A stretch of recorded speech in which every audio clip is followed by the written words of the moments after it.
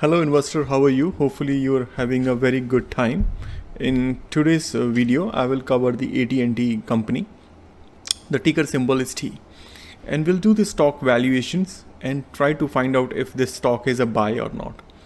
In today's agenda, I will cover this is a 5G company, how far they have made the progress on the 5G, the Q4 revenues, and how the each segment of their revenue is doing. Is they're doing loss and or good? The debt rating. I think this is also very important.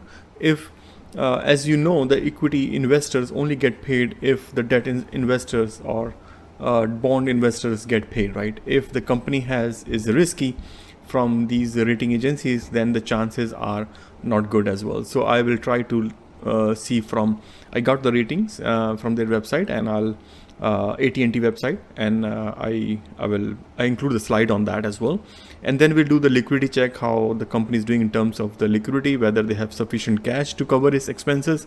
And then I'll use the three models for net profit model, enterprise value model, and the free cash flow model to form to see what's the intrinsic value of the stock, or what's our value of the stocks based on the fundamentals, right? And then then we'll seek the opinion whether it's good for long-term investment or not, right? So that's all is the agenda. And yeah, so let's get started. But before we get started, let me introduce myself. I'm Pramod Kumar, CFA charter holder and FRM certified, and this is my website, https://riseanalytics.ca. and in my channel I do the stock valuation, and basically using the models, these three models, or if it's a new IPOs, I will try to analyze as well. So that as well. And also time to time I also do the video based on the comments. So if you want me to cover any other video, please put in the comments and I will do as well. And also have my educations videos on my channel as well. So that's enough. Let's get started. And just one small request, even if you're new or old, if you like the video, please do give a thumbs up. And if you feel like this is good, please do subscribe as well. If you're new subscribers, it really motivates me. Okay, so T as a ticker name is a 5G. Yes, so basically this is from their 10K, and then say they have already rolled out in the 12 cities, the 10, which is a very good sign.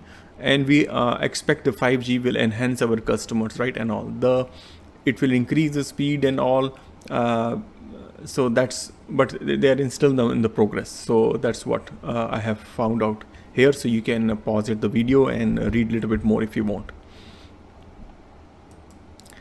This is the fourth quarter of 2019, the latest what I have get, and this is their revenue diversification, and this is the quick change in terms of their earnings, right? So if the bottom line is basically it's get impacted by 2 cents, and what they have mentioned is because of the lower tax rate, right? So EPS is up, adjusted EPS is up, right? That's what means. The revenue is down by 2.4%, which is 1.2 billion, right? Basically it's impacted by the Warner Media FX and all. So if I quickly come down here, and hopefully you can see it, right, that their revenue is coming from the major segment is from the mobility, which is their one business, the entertainment group, the Warner, and then there is a different in Latin America and all, right? So major part of the revenue is still from the mobile business. And that business, as expected, because mostly people are working from home, they want good internet and all mobility. So this is doing pretty well, right? So it's increased 1.8% increase, right? And the 248 million. But all other segment it decreased either 6.1, 3.4 which is not a very good sign. So the major part of the all other business is reduced. Okay, so and their net debt, they have a huge debt right now to their adjusted EBITDA, and I will show those in the 10-year model as well. When I do the enterprise value model at that deck or that spreadsheet, I will also consider their debt over the EBITDA ratio, right? There we'll see more, but here they are already highlighted that is over 12 greater than 12 billion says 2.5x. That's what it's mentioning. Okay, so enough about these slides. Let's get to the next one. So the issuer rating, the long-term issuer rating. So these are the three top rating agencies what we have. So the Moodys, S&Ps, and the Fitch. And anything below BBB is not good. So far their outlook is stable. They're not changed the outlook. That's a good sign.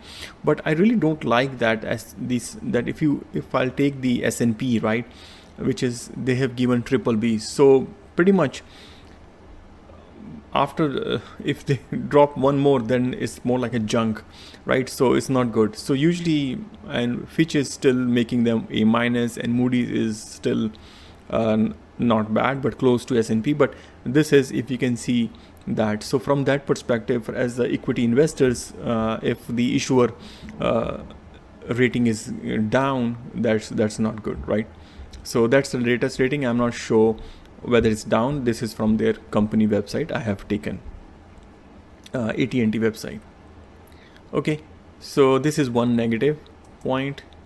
Okay, let's go to the liquidity check and to the models. I'll open the spreadsheet. So the liquidity ratio is basically, it's less than 1, and it's not good at all. Even their current ratios, forget about the cash ratio, which is way low, but the current ratio is also less than 1 is still. So this means in the short term basis, they don't have enough liquidity to cover their expenses fully. If some second wave will come, immediately they should have the problem here. They have to sell off their assets to cover off that, right? So that's it. On the, if you want me, maybe I'll quickly show over the cash, the top return as well. So if you can see the returns, which is, this is the percentage, and this is the 10 years, and I have computed this 10-year return on investment capital, equity, and assets, right? So the blue is the return on investment capital. So it's all shaky, right? It's not consistently growing, which is, I really don't like it. If you can see, it's way down in 11, then it's gone up in around, this is around 30, right, to 14, and then it's drop and pretty much stale and going up, and similar thing from other ratio as well. So the return on asset is pretty much is dropping consistently. So this means they don't have, their assets is not generating enough revenue. So if you see, it was 7.4. I'm not sure if you can able to read it percent, this table, or the gray line, right? Think from this gray line, this is here, and then it consists, and it's now only 2.52%, and this is in 2019. So let's go to the PRAT model. So basically the PRAT model try to explain their return on equity, and here, if this is the 10 years of the data, and this is the average for 10 year I have taken. So the net profit margin, if you can say the 10 year is only less than 10%, right? Right. So now, even if it's below its benchmark is 7.6%, it was double in 2010, but now it's very bad. In the operating margin, again, it's pretty much close to their the benchmark, or the average, if I consider this, and the retention ratio is also less. So this means the company is paying a lot of tax. And one thing I really don't like, it's like, for example, here they have retained over, so maybe they haven't paid any taxes and all and carried forward it. Asset on turnover, it's clearly mentioned that the company fails to generate enough revenue, right? So from their assets, so is 41% is the average, but right now the company is only doing like 0.33, right? So we can say 33%, so which is very low. So I really don't like. So this means the company is doing poorly in terms of generating the revenue from its asset base, and also increasing the bottom line, right? So its worst is happening in the company, so it's easily see. So these kind of stuff, right, I really like to look from the different kind of angle. I really don't care how, because the return or the top returns can be easily manipulated, right? So maybe by the net profit or tax burdens, or taking the more leverage, right? So if you take the more leverage, more debt is up, so equity is down for sure it spike ups the return, right? And from the overall surface it looks very good, but when you look into the deep, so then we'll find out, okay, maybe it's not good growth, right? Is not good. So, and again, last least to mention that their leverage is too high, right? They are taking too much debt, seems like. So, and they consistently taking more, and now they have reduced in the recent, but it's still not good. Okay, so let's now go to the model. So I'll go to first, let me hide. Okay, so let's start with the net profit model, and then I will go over the enterprise model, value model, and the free cash flow model. So in each model, I have taken the 10 years of the data, and then I have also project for the next 10 years, right? So as you can see here, the revenue was $124 billion because these are in millions, and this 181 in the year end of December 2019. So the revenue grown by 3.84%, but at the same time the net profit is declining almost at the same rate, right? So that's why we have seen the $19 billion revenue here, and now it's only, seems like in December 2019 is pretty bad, it's $13 billion, right? But if I see the 5-year year-over-year growth is the company is doing a little better, and the company net profit is grown almost by the rate of almost 1%. But just to be conservative, I have taken minus 3.51% as the growth rate. So basically I'm also this is and then I'm declining basically I'm increasing the growth rate here, and assuming, because now the company is already in the increase path, but I'm taking few more extra years to grow the company. Pretty much I'm all, and 10 years I'm saying, okay, now it will grow at the 2% rate. So a little bit more conservative here rather than being sorry. And also, so using the same growth rate, pretty much I'm declining the growth rate and for the next 10 years, and then growing again slowly from the 7th year and onwards, right? The next thing is for the terminal value, I have taken the current PE because it's already less than the industrial average, which makes sense because the company is not doing very well. For the required return, I have taken the 10%. So I own, as been all my stock valuation, I have taken 10%. It's easy for as to compare with other stock as well, and that's my benchmark. So if the stock doesn't give 10%, I don't like to invest in that company. Okay, so doing the present value for all 10 years, summing, I got this as a market cap divided by number of shares. My first number come from the model is $23, right? Okay, let's go to the enterprise model, which is the next model. This is quite heavy in terms of the data, but I'll show you how I come up with that. So to come up with the enterprise value, again, I have a same 10 years of data. We need 3 components: market cap, debt, and the cash. How I come up with the market cap is just by the number of share outstanding on that year times the price on that year. So this is the dollar value. So you simply do the multiplication and get the number. So the market cap has increased from $173 billion to $286 billion. But at the same time, you have noticed the total debt has significantly increased a lot, from 66 to $161 billion, which is I'll show you more on the debt. Let me finish how I come up with enterprise value, and then this is the total cash. Now once we have all this data, so enterprise value is nothing but the market cap plus debt minus cash, right? And the same thing I have done for all 10 years. So the enterprise value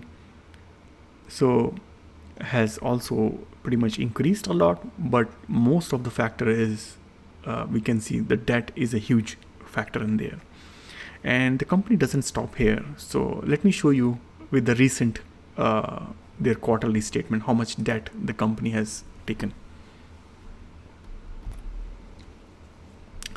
So this is their financing activity as per June 30, 2020. This is the latest quarterly statement I have. As you can see, that company has a total long-term debt obligation of $168 billion, right?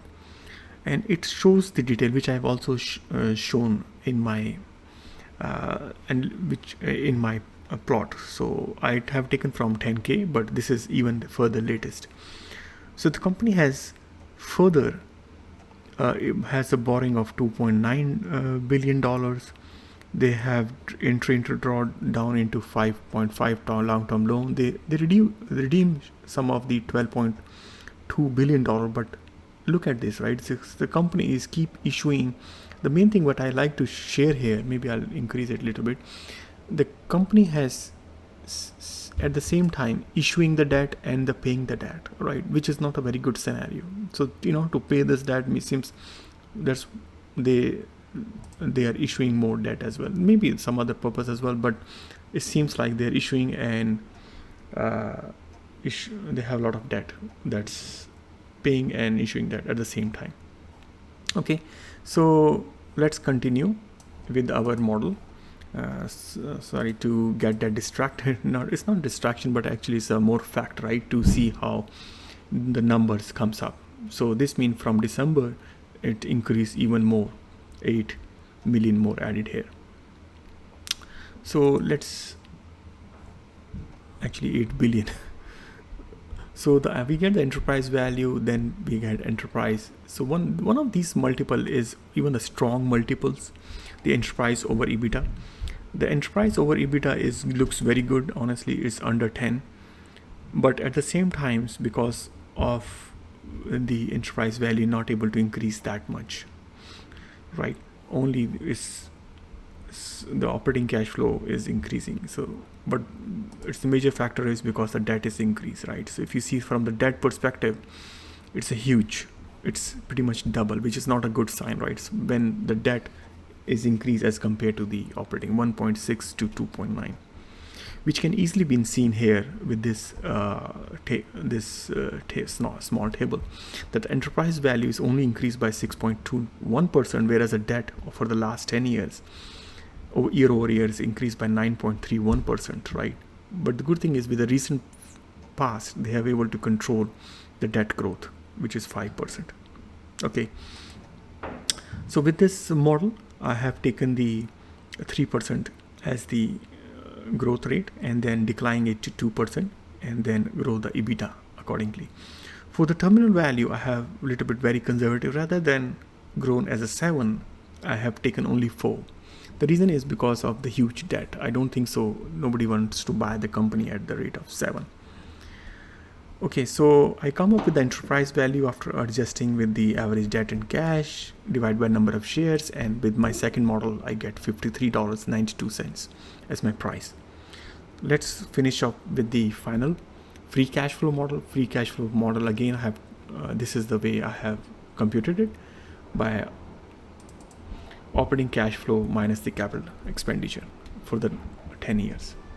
If I see the growth rate of the free cash flow for the is very good. It's almost 6.58%, and with the recent one it's even double, with almost 12%, which is very good.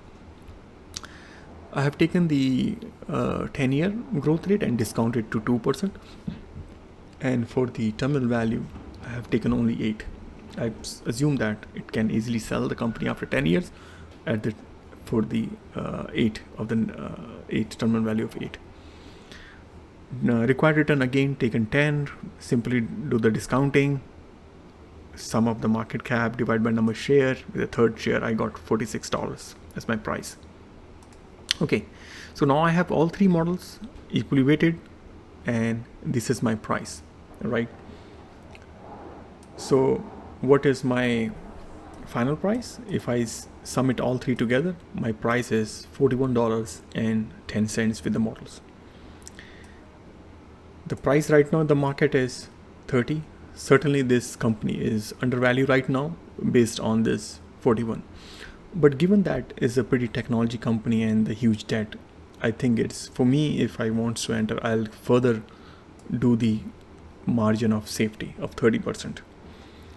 And this will be my entry price. So it's pretty close with this one, so we can with this.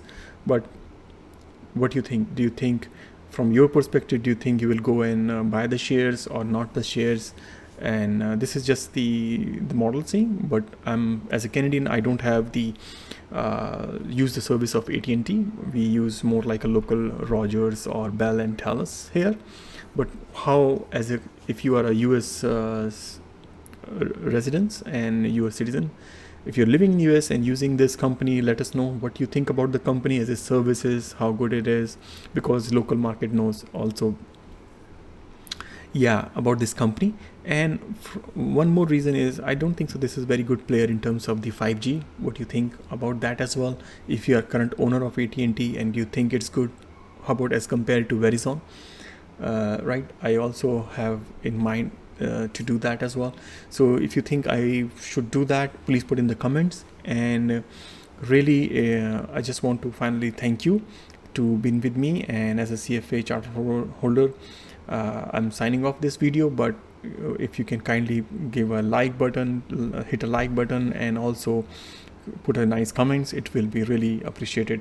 And if you want me to cover any other video, please put in the comment as well. Thank you very much, and see you hopefully soon in the next video, and bye for now.